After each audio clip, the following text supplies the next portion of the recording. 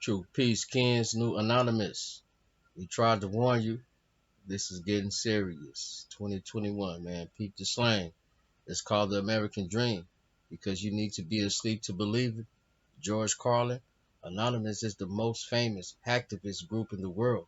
The informal nature of the group makes its mechanics difficult to define. Subsequently, without a formal organizational hierarchy, it's difficult to explain Anonymous to the general public and the media.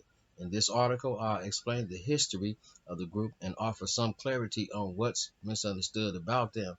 Hacktivist is a portmanteau of hacker and activist. When people have technical skills, have access to the internet, and understand how network infrastructure and servers work, it can be tempted to put that knowledge into having some effect on the world. The activist part of hacktivist means that they don't do their hacking and cracking without a cause. The various people behind Anonymous worldwide are united in the belief that corporations and organizations they consider to be corrupt should be attacked. If you're an administrator for a network that has little reason to be a target for social activists, your network and servers are unlikely to become a target for Anonymous. These people here is bad to the bone. I'm loving them. If for some reason you believe your network might become a target, I recommend testing it for handling the DOS attack, as that's the most common method Anonymous uses to bring down web servers. Man, peep the slang.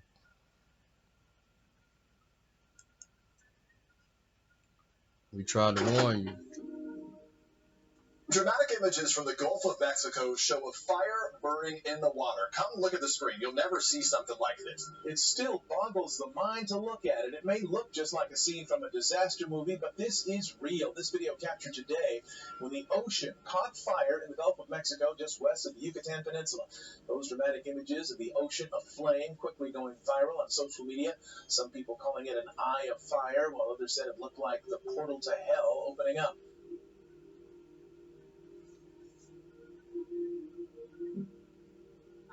Undersea gas pipeline rupture, causing flames to bubble up from beneath the surface. That is unreal. Just describe for us what it was like. Well, thanks for having me. It was apocalyptic is really the only words I can use to describe it without exaggeration. Military aircraft have been mobilised to help evacuate towns and fight more than 130 wildfires tearing across Western Canada. There were 137 fires burning across BC. 69 of them were sparked in the last 2 days alone. The unprecedented heat wave and wildfires have left the country reeling and worried this will become the new normal. Buckled roadways and seared power lines. In the U.S., the heat is fueling 44 large fires across nearly a dozen states. Millions are suffering in the Pacific Northwest as a stalled-out heat dome drives temperatures to historic and dangerous numbers. Meanwhile, a separate heat wave is baking the east. There are new fears tonight about the lava fire burning in Northern California. It's grown rapidly and forced thousands to evacuate. Officials are concerned that the dangerous heat could prompt more fires. Lightning, that is also a concern. It's responsible for so many of the fires in the BC interior. 12,000 lightning strikes on Thursday alone, including in Kamloops, where residents in 2 neighborhoods were forced to evacuate. A huge search and rescue operation is underway in Japan tonight after a landslide swept away an entire section of the city. The disaster was triggered by heavy rains and more than a dozen people are unstuck. Locals could hear it before they could see it. A wall of water and mud collecting everything in its way. Furniture, cars, entire homes swept up in its rage. Power poles exploding as they were torn from their foundations. This driver, while trying to avoid the initial trickle, unknowingly turns into the path of destruction. The landslide struck in the seaside city of Atami, 2 hours south of Tokyo. The concoction of debris and earth continuing to creep through the streets long after the moment of impact. At least 19 people are missing, with 10 homes destroyed. A search and rescue mission now underway. Those who are high enough to be safe left in disbelief, recording the extent of the devastation. The region had been battered by heavy rain for several days, causing widespread flooding and smaller landslips like this one, precursors to a force no one saw coming. This is NBC Bay Area News Tonight. I'm Raj Mathai. We'll start with our breaking news. That sharp jolt and some shaking on this Monday evening of 3.9 magnitude earthquake about 30 minutes ago. This was felt in many parts of the Bay Area. The East Bay, where it was centered, the Peninsula, San Francisco, Marin County, just about everywhere. A lot of people telling us this was the strongest quake they felt in years. We were getting reaction from some of our viewers showing us what the moments were like inside of their homes as things were starting to rattle and shake during this 3.9 magnitude earthquake. Folks I got a chance to talk with in this neighborhood nearby the epicenter say they definitely felt the intensity of it. We're probably going to see a lot of this. This video, you see this chandelier swinging. This is in San Francisco. Obviously, we also expect a lot of liquor stores perhaps to lose some of their inventory and grocery stores as well. I took to Twitter right afterwards and got some responses from people on Twitter, people in Clayton, Half Moon Bay, Emeryville, Berkeley, Oakland. A lot of people reporting feeling that earthquake today. One person in Oakland says, my entire house shook and my dog is confused. TR from Donahue from Berkeley says it was a quick and strong earthquake in Berkeley. And even our writer who works from home in San Francisco says that her apartment felt like there was a bubble underneath it. So it definitely was a very noticeable. The color coding on this map, shaking intensity increases as you get into the yellow and the orange. And what's kind of unique here is from San Ramon to Danville, there's some pretty moderate shaking that occurred relatively far away from where this quake's epicenter was. As you see from San Leandro to Hayward into Oakland, people reporting this shaking intensity being felt from San Francisco down through Daly City, and a few stations actually picking up some of that light to moderate shaking, if you look closely here, all the way down to Santa Cruz and almost to Morgan Hill. So an earthquake of this size now revised to 3.9. Your first experiences as well, wasn't it? It definitely was. Needless to say, when I was in the Cronport newsroom this evening preparing another story, I couldn't believe what was happening in the moment. I had to take a few seconds to really process what was happening. As I told Vicky and Grant at 9 o'clock, I'm from Texas. There, we're used to walking on the ground, moving on the ground, not having the ground move on us. I also called my mom to let her know what was happening today, so she's not too worried about me. She just wanted to make sure I'm all right. But look at the difference between last year and this year. Extraordinary drought across the West, the worst we have ever seen. Now, 7 News on your side of it, increasing reports of birds, hundreds of them, found blind, dead, or dying right here in the DMV. And we want to warn you that some of these images are difficult to see. Yeah, this is a rough one. So what do you do, though, if you find one of these birds near your home? Here's 7 News' Heather Graff now with advice from wildlife experts and the search for answers about why this is happening. According to a report in the Washington Post, an unusual number of blind birds have been found dead or dying around Washington, D.C. lately, and wildlife experts say they have no idea why.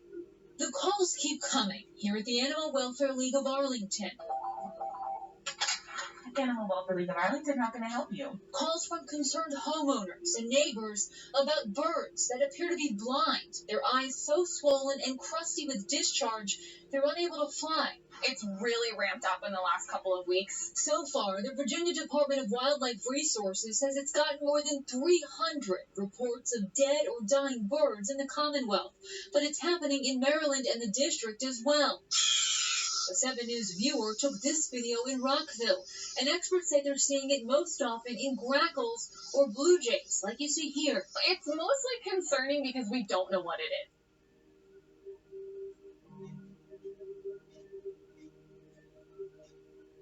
As one expert at the Wildlife Resources Department put it, The volume of reports and clinical signs are not suggestive of something they've seen routinely in the area, so they might be dealing with an emerging or novel issue.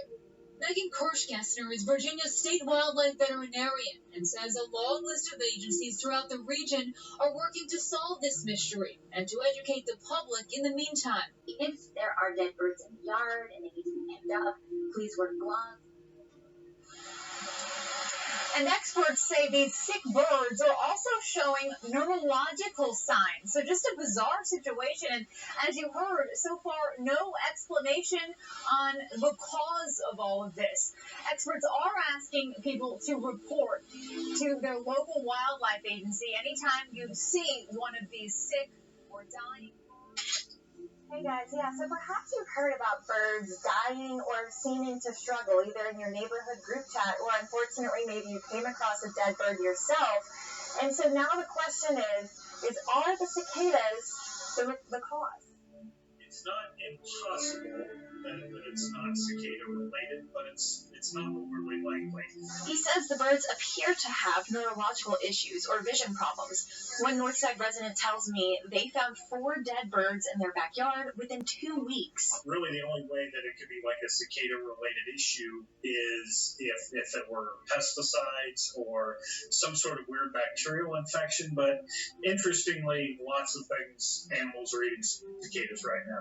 Animals like squirrels and your pets are getting in on the feeding frenzy, yet there are no reports of them being affected like the birds, a key point when tracking down the source of this problem. Something has changed in their environment that's affecting them, whether it's a man-made cause, whether it's just a breakout. He says younger blue jays and grackles are the primary birds affected. It is hard to speculate long-term, effects of this, because we don't know how many individual animals will be affected, how many won't. Large parts of the northern hemisphere have seen a partial solar eclipse today.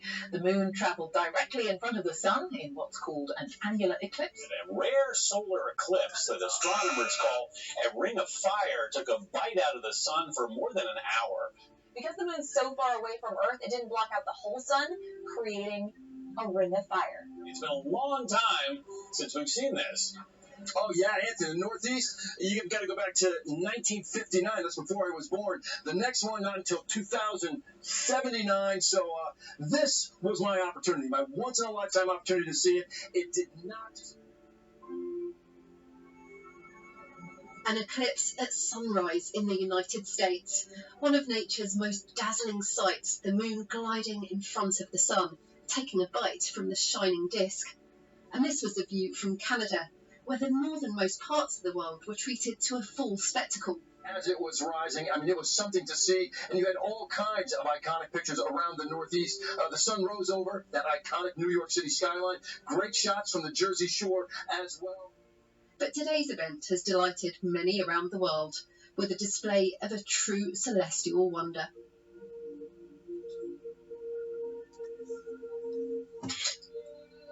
Crippling drought across multiple states. The alarming images tonight of Lake Mead at the Hoover Dam. It's part of the Colorado River system, the water supply for 40 million Americans. Well, by tomorrow, Lake Mead is expected to drop to its lowest level in history. Yep. Some 40 million people, including all of us right here in Clark County, rely on the reservoir for water. And as ABC's Matt Gutman explains, you may start noticing the effects of the water shortage very soon. Tonight, the images of this mega drought are writ across the Southwest's landscape. Bathtub rings around reservoirs show where the water once was. Boat marinas and fields bone dry. This part of the Colorado River system is a crucial water supply for Las Vegas, Phoenix, and Southern California. It makes the vast agricultural land of the desert Southwest possible. This landscape screams problems to me. Just look at the bathtub rings. To me, that is an enormous wake-up call. Much of the water the dam is supposed to be holding back is gone. This is like a different world. A dangerous heat wave from the northern plains to New England is breaking records while the South faces a severe weather threat. Meanwhile, red flag fire warnings have been posted in several western states where a historic drought is threatening a catastrophic fire season. Nearly 300,000 miles of the Southwest are in exceptional drought, an area bigger than the state of Texas. The before and after pictures at Lake Oroville from 2016 to now are striking. Anywhere you look, weather nationwide is at extreme conditions. You've got the drought dominating the West Coast and relentless rains saturating the eastern seaboard.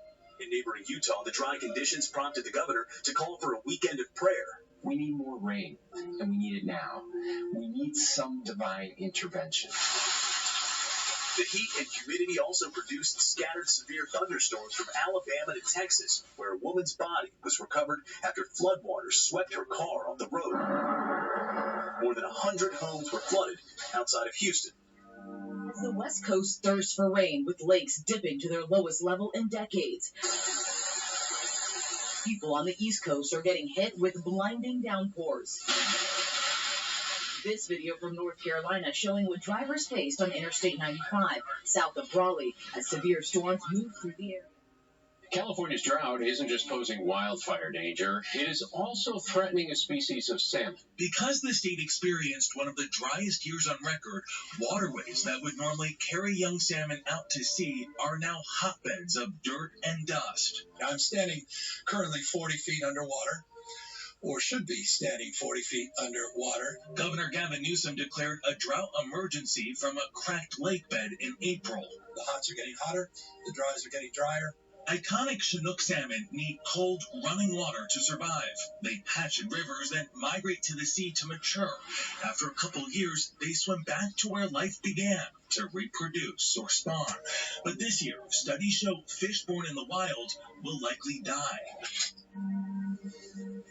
Just a quick look. One story that's caught my eye. This is in the Telegraph, and there's a new telescope that has detected hundreds of mysterious radio bursts from space, prompting a string of theories about where they're coming from. So, fast radio bursts, very short, very intense pulses of radio waves, first discovered in 2007. But there's been a whole load of them found recently. The Canadian Hydrogen Intensity Mapping Experiment, known as CHIME. That is easier. They've been using a radio telescope in British Columbia. 535 new FRBs of these pulses in a 12-month period, 2018-2019. Is someone sending us a message from out there? Have they established whether or not that is the case? No. Oh. No, they haven't. How do they know if it's not just a glitch in the machinery?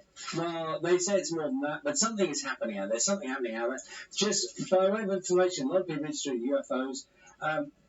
Apparently, I wasn't aware of this. Very shortly, the government is about to release, which they do periodically, their UFO investigations, which remain behind closed doors. That's coming out soon. Yeah. Yeah. So, who knows?